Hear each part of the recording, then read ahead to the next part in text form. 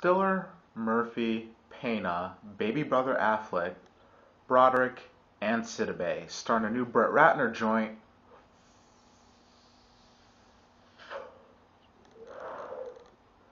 Tower Heist, which plays out like a smaller budget Ocean's 11 that comes with a bit of head trauma, to be honest.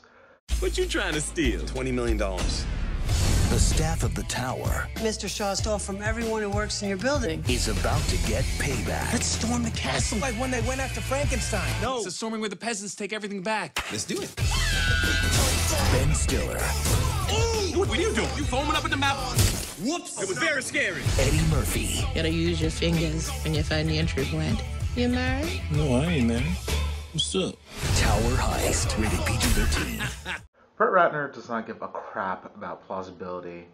There's not a single aspect of this movie that's even remotely believable, which is the movie's biggest strength and weakness. So here's the plot. Alan Alda, who's great in this movie, plays a super greedy rich guy that rips off all the people that works for him in the tower.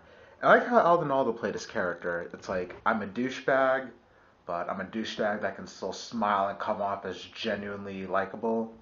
So that was nice. But anyway, his employees are like, yeah, we're not cool with that, so they plot to rob him and then enlist the help of Eddie Murphy, who is probably the funniest thing about this movie.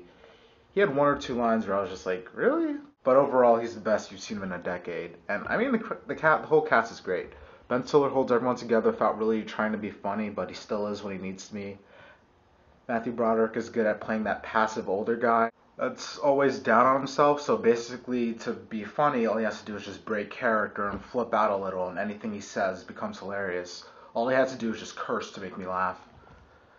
Michael Payne is pretty great at playing dimwits. I liked him more in this than I did in 30 Minutes or Less. Gabby Sidibe, for some reason, has this Jamaican accent, and it works, to be honest. Like, I do an impression, but I'm not good at accents. Casey Affleck was pretty solid, but there's really not that much you can really say about his character. And this is probably the most I've liked Tay Leone in a movie. She was the FBI agent in the movie. The cast was able to play off each other pretty well, and there was like one scene where they were just talking about lesbians, and it was just like this back and forth between everybody, and that was easily the funniest scene in the movie.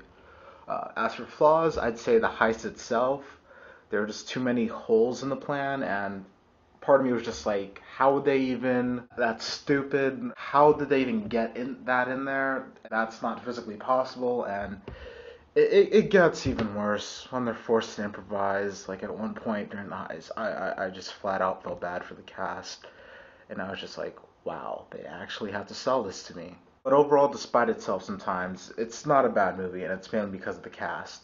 It could have been funnier, but I never found myself waiting for a laugh.